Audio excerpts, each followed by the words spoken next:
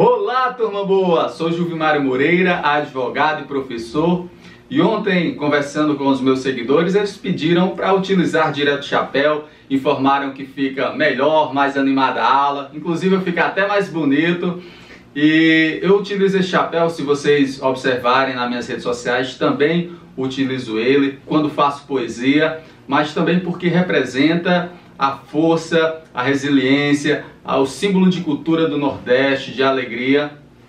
E eu sempre vou usar agora, a partir de hoje, sempre estarei usando.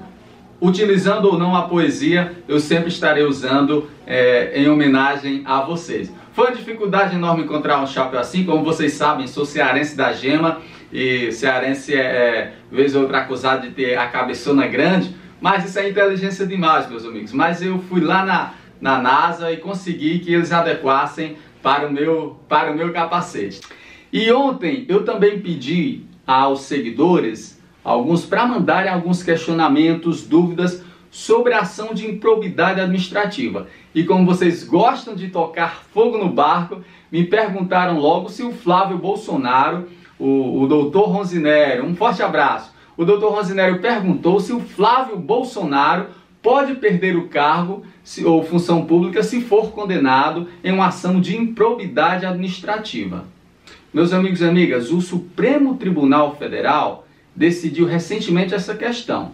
Eu não vou aqui discutir caso concreto, mas eu pressuponho que o Dr. Ronzinério quis indagar se era possível que um senador da República poderia ou pode perder um cargo ou função pública se for condenado na ação de improbidade administrativa. Pois bem, o Supremo Tribunal Federal decidiu essa questão recentemente no agravo regimental, na petição de número 3240, salvo o melhor juízo. Nesse acórdão ficaram assentadas duas teses. A primeira, que com exceção do presidente da República, por expressa previsão constitucional disposta no artigo 85, inciso 5, apenas o presidente da República não se submete às sanções da ação de improbidade administrativa. Essa é a primeira tese. Todos os demais agentes políticos, agentes públicos, se submetem ao duplo sancionamento, tanto do crime de responsabilidade, como também das sanções da ação de improbidade administrativa. Essa tese aí está assentada no agravo regimental na petição 3240. A segunda tese é que as autoridades que gozam de prerrogativa por prerrogativa de função previstos na Constituição Federal para a esfera penal não estão submetidos da mesma forma para a ação de improbidade administrativa, que é de natureza civil. Por esse motivo, todos os demais agentes políticos e agentes públicos, com exceção do presidente da República, se submetem ao julgamento da ação de improbidade, e o juízo competente é o juízo de primeiro grau.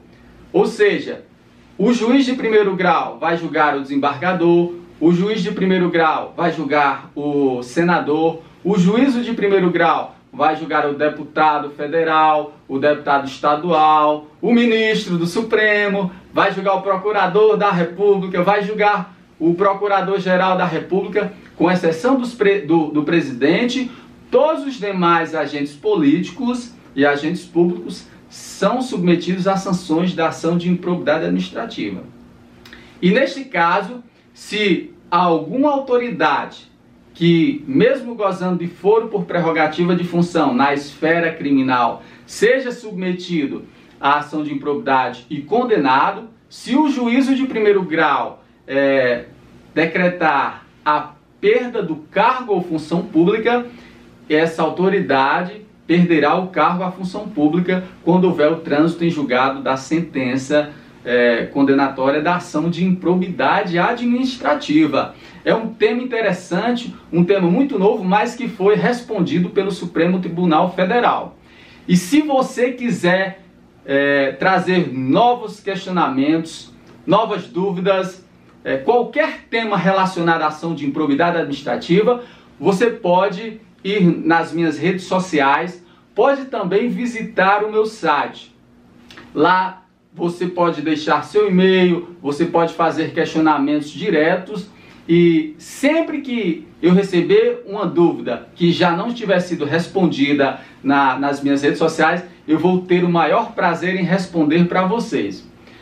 Então, se você gostou desse vídeo, se você quer ter um amplo conhecimento sobre ação de improbidade administrativa ou sobre improbidade administrativa à luz do STJ e do STF, como eu sempre faço e trago aqui nos meus vídeos, você curte, compartilha, indica para o amigo, para o advogado, para algum colega que tem um interesse na ação de improbidade administrativa. E quem não tem interesse deve ficar de olho, porque a ação de improbidade administrativa é o direito do presente e com certeza será o grande direito do futuro. Um forte abraço!